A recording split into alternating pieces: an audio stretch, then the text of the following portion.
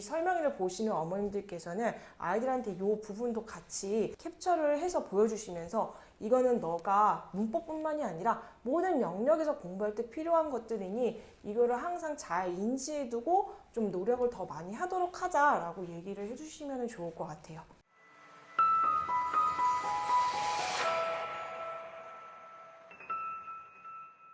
이번에 문법이 왜 중요한지에 대해서 설명하게 된 초등관 김민지 선생님이라고 합니다. 제가 오늘 준비한 부분은 이제 첫 번째로 이제 제목처럼 문법을 왜 공부해야 되는지에 대한 이유와 그다음 문법을 언제부터 시작을 해야 될지, 학년별로 문법은 또 어떻게 공부를 해야 될지, 그다음 마지막으로 저희 KNS만의 차별화된 초등 문법 프로그램은 무엇인지까지 총 이제 4가지를 설명드리고 마치도록 하겠습니다.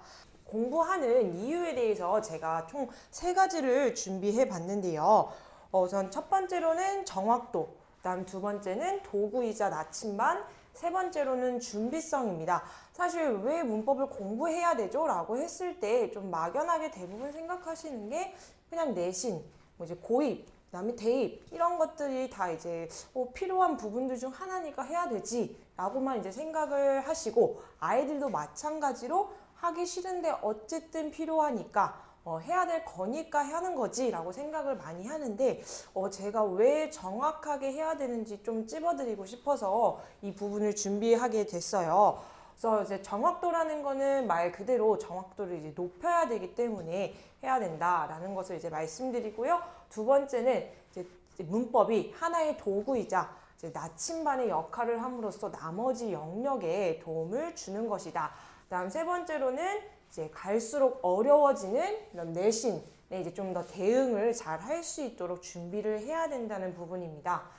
그럼 하나하나 설명을 좀 드리자면, 정확도 같은 경우는 저희가 우선 이제 문법을 한국식으로 처음에 배울 때 팔품사라는 거를 배우게 되는데, 그 중에 하나가 이제 형용사라는 게 있어요. 그럼 이제 형용사의 기본 역할이 무엇이냐 하면은 명사를 꾸며준다, 그다음에 혹은 보어 역할을 한다, 이런 것들을 배우게 될 텐데, 사실 이 부분은 이제 한국식으로 문법을 배우는 부분 중에 가장 기본적인 부분에 속하는 영역인데, 이제 아이들이 여기서 필요한 거는 그냥 기본적으로 형용사가 무엇이고 어떻게 쓰일 거야 라는 것만이 아니라 이제 그 위에 심화된 문법에서는 어떻게 이용이 되는지도 이제 알아야 되는 거기 때문에 제가 말씀을 드리는데, 우선은 형용사 같은 경우는 뭐 투부정사에서도 다른 형태이지만 이제 형용사의 하나의 역할이 될 수 있고요. 그 다음 현재분사, 과거분사 같은 경우도 마찬가지로 다른 형태로 VING, PP의 형태이지만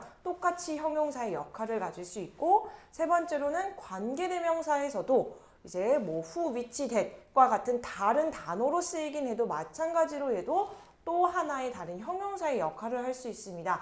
그래서 이렇게 기본적인 용어와 개념을 이제 이해함으로써 다른 심화된 문법까지 확장을 시켜야지 더 정확하게 문법들을 공부할 수 있고, 그 다음에 그 이후에 내신에까지도 적용을 할 수 있기 때문에 문법을 이제 기본부터 차근차근 공부해야 되는 이유가 되고요. 그 다음 두 번째로는 이제 도구이자 나침반인데, 문법을 하나의 도구로 이용해서 나머지 영역의 나침반의 역할을 해주는 것입니다. 그래서 이제 예를 들어 뭐 이제 스피킹, 라이팅, 리스닝, 리딩까지 이제 다 뻗어 나갈 수가 있는데요. 저희가 이제 특히 독해 연계라고 제가 이제 써놨는데, 사실 독해라는 것은 지문 내에서 단어 하나, 뭐 2개, 10개 알고 100개 아는 것만으로도 해석을 할 수 있는 게 아니라 정확하게 우리가 배웠던 문법들을 적용시키고 배웠던 구문들을 이용함으로써 직독직해의 정확도도 향상이 되면서 독해력이 같이 올라가게 됩니다. 그렇기 때문에 이제 우리가 배웠던 문법들을 가지고 독해 수업에 연계하면서 같이 사용을 해서 문법이 꼭 필요하다라고 또 이제 말씀드릴 수 있고요. 또 글쓰기 연계도 있는데요. 정확한 어법 사용과 그다음에 다양한 구문을 적용함으로써 글쓰기를 개선시킬 수가 있습니다. 특히 요즘 이제 좀 더 붐이 일어나고 있는 특목고입이 있는데, 사실 특목고에 가서는 제가 들어보니 한 학기마다 이제 2-3개 정도의 라이팅을 계속 이제 수행평가로 매 학기마다 진행이 된다고 하더라고요. 또 근데 그 중에 하나는 또 긴 프로젝트로 이제 진행이 되면서 이제 프레젠테이션까지 아이들이랑 선생님 앞에서 발표를 하게 되는 과정까지 진행이 된다고 하는데, 이렇게 이제 많은 글쓰기를 통해서 이제 많은 글쓰기를 이제 수행 평가를 통해서 계속적으로 이제 연습을 해야 되고, 이런 것들을 소화해내기 위해서는 문법이 하나의 도구로 이용이 돼서 다른 영역의 나침반 역할을 한다고 생각해 주시면 좋을 것 같아요. 그래서 결론적으로는 문법의 기본 토대가 되어 다른 영역의 정확도 향상과 방향성을 잡아준다. 다음 세 번째로는 준비성입니다.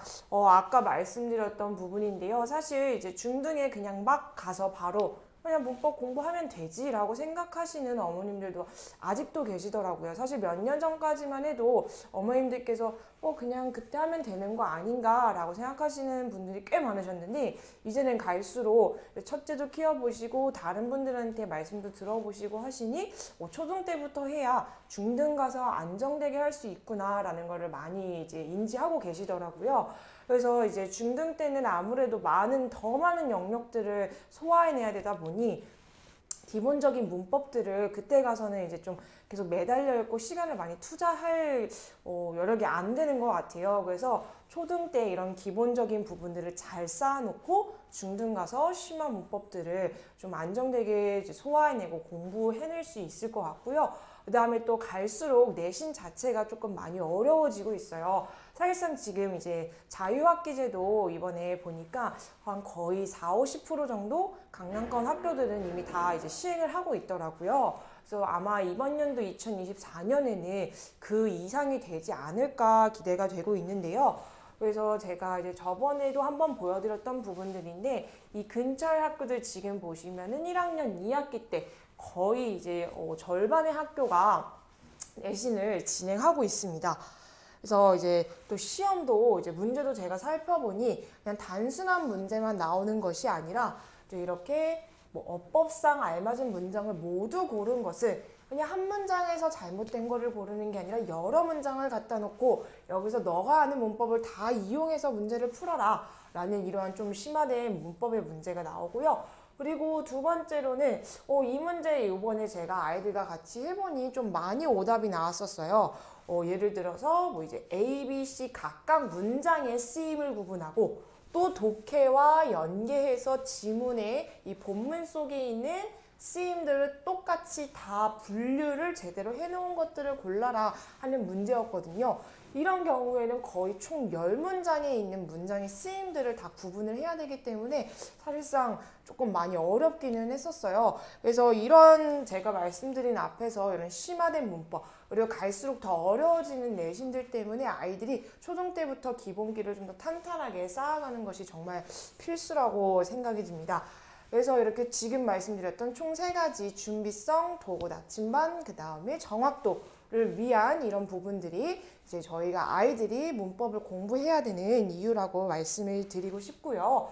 그러면은 우리 아이는 언제부터 문법 공부를 시작하는 게 좋을까요? 이런 질문 저도 많이 받아봤는데, 우선은 그냥 기본적으로 생각하시는 게 아까 이제 제가 말씀드렸던 것처럼 중등 가서 해도 되지, 혹은 그냥 6학년 때 하면 되는 거 아닌가 라고 이제 생각을 많이 하시는데, 제가 생각했을 때 가장 이상적인 시기는 바로 4학년입니다.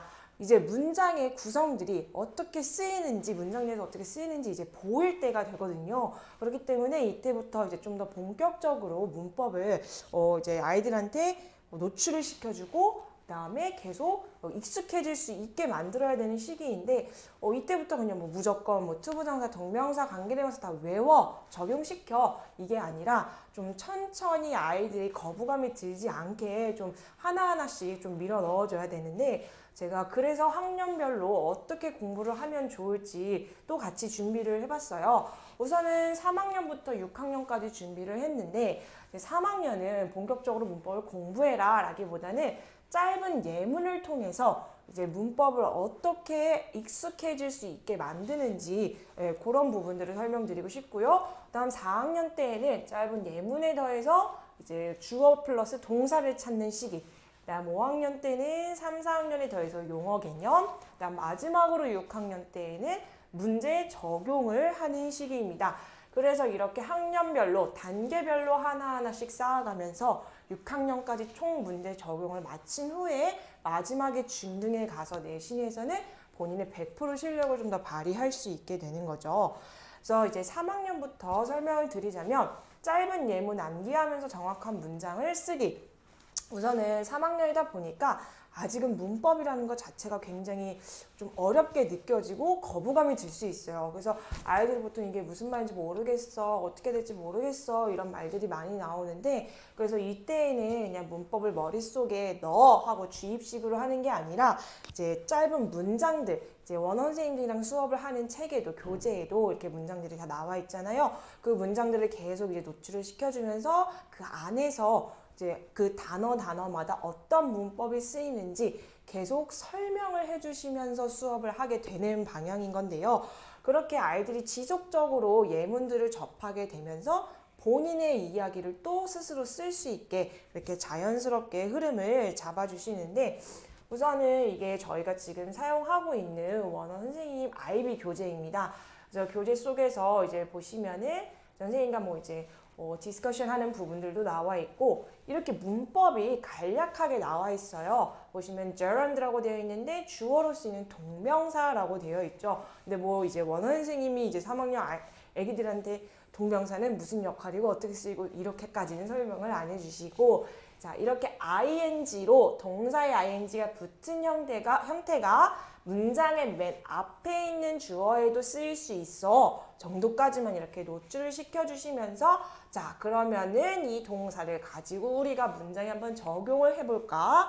이런 식으로 짧은 예문 속에서 어떻게 쓰이는지 노출, 아이들이 적용, 이런 식으로 계속 반복이 되면서 이제는 마지막에 스스로 문장을 이렇게 스스로 본인의 이야기로 적용시켜서 쓰게 되는 연습을 하게 됩니다. 그래서 이렇게 보시는 것처럼 3학년은 아직은 너무나 어리고 애기들이기 때문에 문법을 이제 그냥 고학년처럼 외우고 적용시키고 이런 순환이 아닌 자꾸 노출시켜주면서 문장 속에서 익숙해지게 만들고 그 다음 본인의 이야기로 적용시키게 하는 거, 요 목표로 보시면 될 것 같고요. 다음 4학년은 문장 기본 구성 요소를 이제 익숙해질 시기예요. 아까 이제 이사님께서도 말씀을 하셨죠. 이때부터는 이제 주어, 동사 이런 것들이 문장에서 보여야 되고, 더 나아가서는 이제 뭐 목적어, 보어, 수식어까지도 이제 같이 구분을 할 수 있으면은 좋은데, 우선 이렇게 문장 속에서 이제 이게 문법 교재이든 원어 선생님 교재이든 독해 교재이든 주어 동사를 좀 정확하게 찾는 연습을 해야 될 시기입니다. 자, 문장에서 이런 중점이 되는 주어 동사를 찾음으로써 문장에 있는 어떤 내용이 중심적으로 이루어지는지를 아이들이 파악을 할 수 있어야 되고요. 그러므로 인해서 마찬가지로 독해에서도 직독, 직해가 더 정확하게 되고 독해력도 같이 상승을 하게 됩니다. 그리고 이제 4학년 때에는 아마 2학기 때부터 가을, 겨울 때부터는 이제 문법 수업이 조금씩 들어가게 될 거예요. 한국식으로. 그러면 그때부터는 이제 선생님들과 계속 이런 기본적인 개념, 용어들을 계속 아이들이 접하면서 조금씩 천천히, 너무 많은 것을 이제 한꺼번에 주입하기에는 아이들이 받아들이지 못하기 때문에 하나씩 이제 같이 읽어 나가다 보면은 나중에 5학년 되기 전에는 그래도 문법에 대한 이해도가 훨씬 높아지게 되거든요. 그래서 4학년 때까지도 이런 기본 개념과 용어를 좀 더 친숙해질 수 있게 만드는 시기로 보시면 됩니다. 그래서 이렇게 독해에서도 마찬가지로 제가 예시를 이제 갖고 왔는데요. 아까 말씀드린 것처럼 주어 동사를 계속 찾음으로써 문장 내에서 계속 정독을 하는 연습을 하게 됩니다. 그러므로 인해서 지문에 대한 이런 중점이 되는 이야기들을 아이들이 캐치가 훨씬 더 빨라지게 되고, 이 문장 속에서 정확하게 무엇을 얘기하고 싶은지도 이해도가 훨씬 높아지게 되죠. 그래서 이렇게 문장의 기본 구성들에 자연스럽게 이제 눈이 아이들이 트이게 되면서 쓰는 단계까지 흘러가게 되고, 이제 고학년인 5학년으로 넘어가게 되면서 이제 문법을 정확히 배우고 스킬을 배우고 정확도를 높이는 단계로 가게 됩니다. 그래서 5학년 때는 이제 나만의 개념 노트 완성하기인데요. 우선은 개념 노트라는 것은 아이들이 배웠던 문법 개념들을 이제 정리하는 그런 노트인 건데, 개념이라는 것은 이제 사실 단기간 안에 완성이 되는 것은 아니에요. 선생님의 설명을 들었을 때 아이들이 그 당시에는 바로 그렇구나 이해를 하고 문제에 바로 적용을 했을 때는 적용이 가능한데, 집에 가자마자 바로 까먹더라고요. 이제 제가 그런 아이들도 계속 수없이 많이 봐왔고, 어머님들께서도 그런 말씀을 많이 해주셨었어요. 아무래도 이거를 이제 여태까지 공부했던 방식과는 다르고 다른 언어이다 보니 시간이 정말 많이 필요합니다. 그래서 단시간에 되는 것이 아니기 때문에 많은 노력과 그다음에 시간과 그다음에 복습이 필요하기 때문에 좀 이제 장기간이라 생각하시고 이제 계속 5학년 때부터 꾸준히 시켜줘야 되는 부분인데요. 개념 노트라는 거는 뭐 이제 거창한 거 없이 정말 간단해요. 이렇게 선생님이랑 수업을 하고 나서 중요한 부분들을 이제 필기하고 그걸 토대로 본인의 말로 이렇게 정리를 하는 것인데, 사실 처음부터 이렇게 완벽하게 정리하기는 쉽지는 않아요. 그래서 이렇게 좀 아이들이 색깔별로 하이라이트도 하고 굉장히 예쁘게 잘 정리를 해오거든요. 근데 이렇게 하기는 쉽지가 않은데 좀 몇 번 하다 보면은 좀 많이 늘더라고요. 그래서 처음에는 아예 거의 그냥 베껴 쓰듯이 연습을 하고 그다음에 나중에는 요약하는 단계로 가면 되는데, 당연 그 과정 속에서는 선생님이든 이제 부모님이든 좀 옆에서 가이드가 많이 필요하기는 합니다. 근데 어찌됐든 그냥 계속 눈으로 보고 복습하는 것보다는 실제 연구 결과도 나왔죠. 손으로 직접 연필로 쓰면서 하는 공부가 훨씬 머릿속에 잘 들어오기 때문에 이런 개념 노트도 스스로 만들어 보는 것도 굉장히 중요합니다.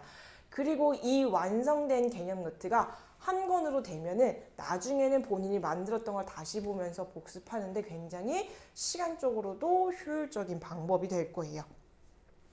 그리고 혹은 이제 이렇게 마인드 매핑도 가능해요. 본인은 이제 글로 쓰기 너무 힘들어, 난 이거 좀 싫어 하는 친구들은 이렇게 아예 도식화해서 하는 것도 굉장히 도움이 된다고 하더라고요. 그래서 이런 식으로 뭐 하나 딱 주제 정해놓고 옆으로 매핑 만들듯이 이렇게 정리하는 것도 또 하나의 방법이 됩니다.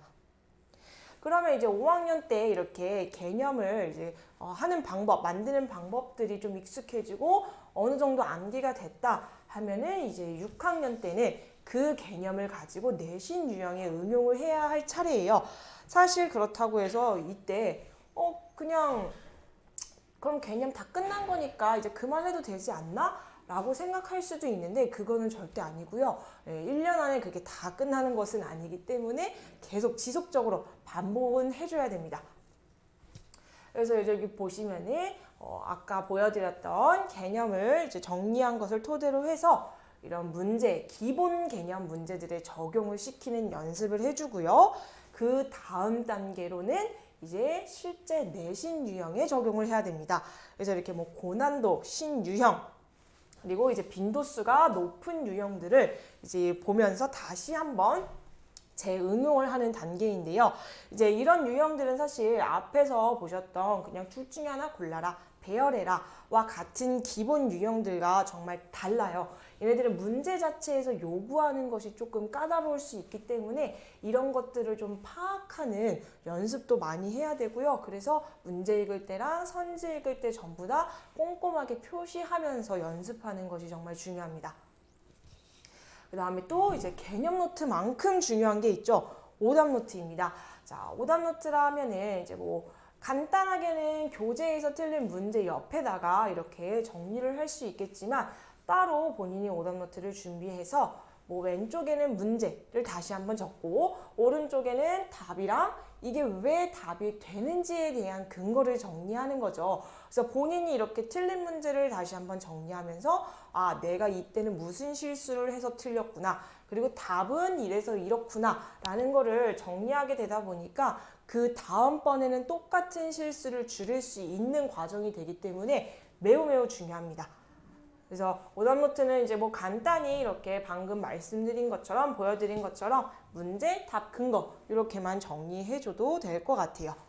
그리고 이제 마지막으로 개념 백지 시험이라고 해서 뭐 하나의 챕터를 골라서 분사다, 종류, 쓰임, 구문 만드는 방법 이제 요렇게 백지로 만들어 놓고 본인이 아예 처음부터 1부터 100까지 다 정리를 하는 거죠. 그래서 이런 것들은 사실 그 앞에서 한 개념 노트가 완전히 거의 숙지가 된 이후에 할 수 있는 자가 테스트라고 보시면 돼요. 그래서 요 부분까지 완료가 잘 된다면은 그 친구들은 아마 개념에 대한 이해도, 완성도는 이미 거의 100%에 가까워져서 이제 이 부분이 끝난 뒤에는 이제 문제 적용하는 데만 좀 더 매진을 해주면은 될 것 같아요. 그럼 이제 지금까지는 제가 학년별로 어떻게 문법을 하는 게 좋을지 말씀을 드렸는데, 근데 사실 그렇게 실력을 늘리는 것도 굉장히 중요하지만 그만큼 중요한 게 하나 더 있어요. 그게 무엇이냐면 습관입니다. 이게 제가 문법을 하면서 실력만큼 너네가 무조건 향상시켜야 돼, 들여야 될 습관이야 라고 이제 알려준 것들인데, 제가 정규반에서도 아이들한테는 이런 부분들을 수업 시간마다 계속 얘기하고 있고, 특히 이제 제가 지금 하고 있는 특강 친구들은 수업 전에 이거를 5가지를 다 쓰고 이제 시작하자고 했었거든요. 우선은 그 이유는 아이들이 이런 습관들이 제대로 다져져 있지 않으면, 길러져 있지 않으면 결국엔 실력이 다 소용이 없게 됩니다.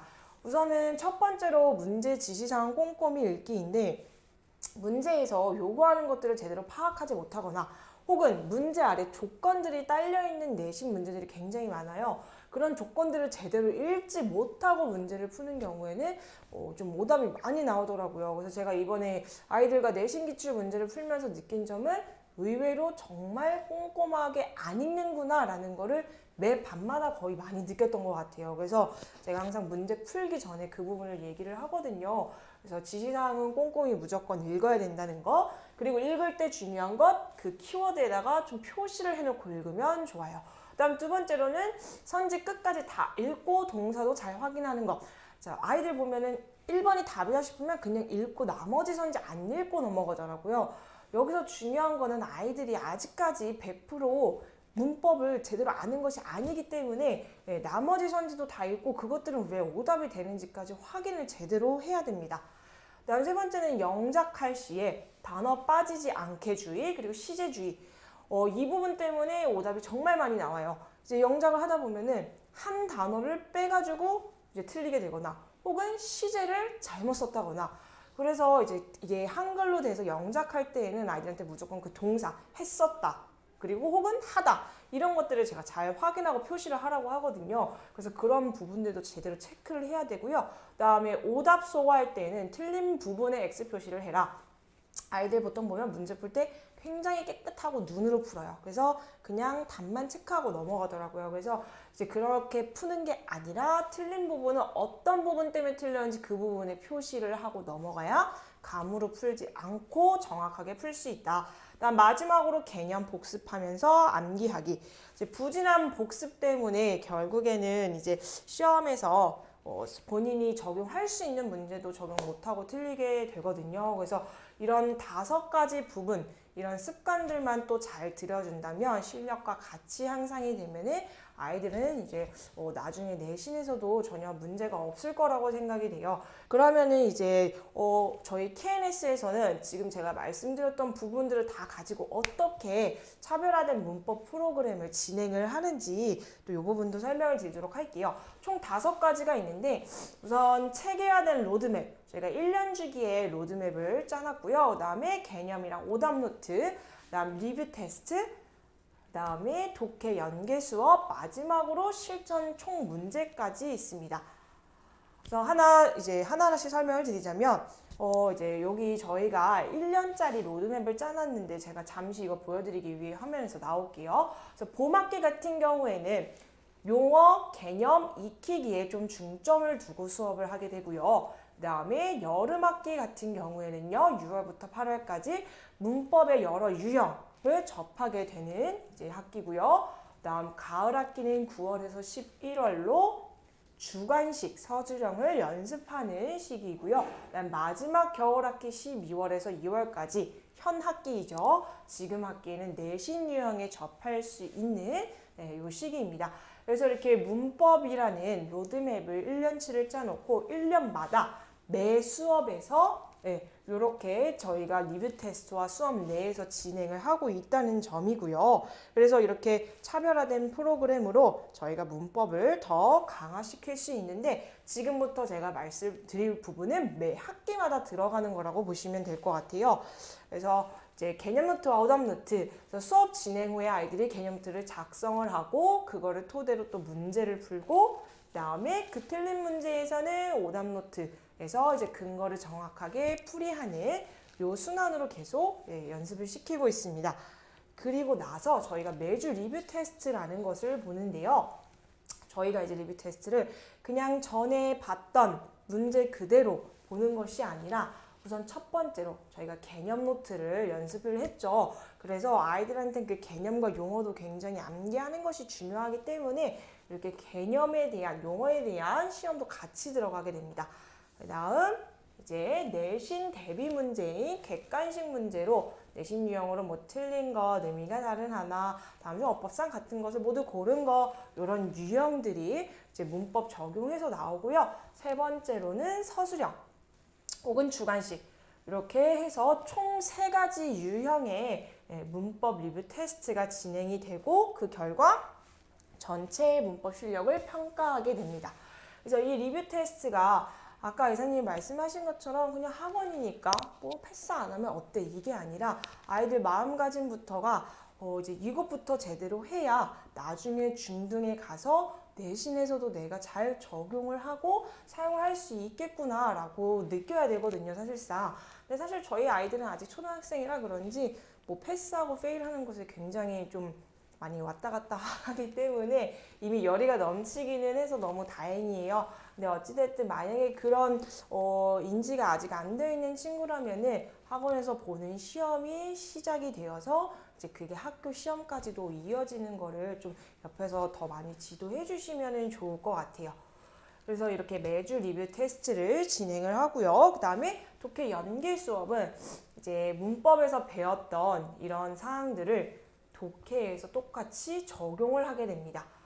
그래서 이제 뭐 예를 들어서 투부정사든 동명사든 이런 것들을 같이 이제 여기 문장 내에서 선생님이랑 같이 한번 보게 되고 그다음에 특정 구문들 있죠. 그런 구문들도 아이들한테 알려주면서 정확하게 직독직해를 하고 이 문법은 이 문장에서 어떻게 쓰였으며 그러면 이 내용이 너가 정확하게 직독직해를 하니 어떻게 이해가 되는지까지도 이어지게 되는데요. 그래서 좀 독해 확장 수업이라고 생각을 해주시면 될 것 같아요. 그냥 단순히 리딩 지문 읽고 문제 풀고 끝이 아니라 문법까지 같이 연계되는 수업들을 각각의 선생님들이 다 지도해주고 계십니다. 그다음 마지막으로 실전 총 문제입니다. 사실 이제 아이들이 그날의 해당 챕터를 배우고 나서는 문제 푸는 걸 크게 어려워하지 않아요. 왜냐하면은 뭐 동명사 해 이러면은 VING 그럼 동사에 ING 형태가 붙은 거니까 동명사 문제겠지 라는 생각에 크게 어려워하지는 않거든요. 근데 이제 섞어 넣은 문제이거나 이런 총 문제에서는 어떤 문법을 요구하는지 정확히 파악이 아직은 안 돼요. 이 부분이 아직은 약하고 그래서 저희가 이 부분을 중간평가처럼 중간에 한번 성취도 평가로 진행을 하거든요. 그래서 실제로 어느 유형에서 약한지 그리고 어떤 문법 때문에 아이가 계속 헷갈려 하는지 이런 부분들이 저희가 파악을 하고 또 상담을 드리고 그다음 아이들한테는 이게 조금 더 부담이 될 수 있기 때문에 뭐 성적에 반영을 하는 것까지는 아니지만 이제 동기부여 차원차 레벨별 1등을 하면 뭐 치킨, 기프티콘을 이제 쏘는 그런 저희의 프로그램 중에 하나인데요. 어찌됐든 이런 총 문제들을 통해서 아이들의 이렇게 문제에서 각각 요구하는 것들을 파악하는 연습도 정말 필요하기 때문에 저희가 이렇게 학기마다 한 번씩 이런 부분들도 같이 넣어놨습니다. 그래서 지금까지 제가 말씀드렸던 저희의 차별화된 프로그램 5가지랑 플러스로 그 앞에 학년별로 이제 문법 공략법이랑 습관 들이기까지 잘 이루어진다면 아이들이 충분히 중등 가선 내신에 문제가 없을 거예요. 하지만 그런 부분들이 단시간 안에 이루어지는 것이 아니기 때문에 차근차근 하나씩 밟아가는 것이 중요하거든요. 그래서 그걸 이제 초등 때부터 이제 아이들 문법을 같이 시켜주시고, 그다음에 선생님들께서 많이 옆에서 지도를 해주신다면은 충분히 가능성이 있으니 이런 부분들을 이제 설명회를 보시고 아이들이 어떻게 앞으로 공부를 하면 좋을지 그런 방향성을 잡아보시면은 더욱더 좋을 것 같아요. 그럼 오늘 여기까지 제가 설명 마치도록 하겠습니다. 감사합니다.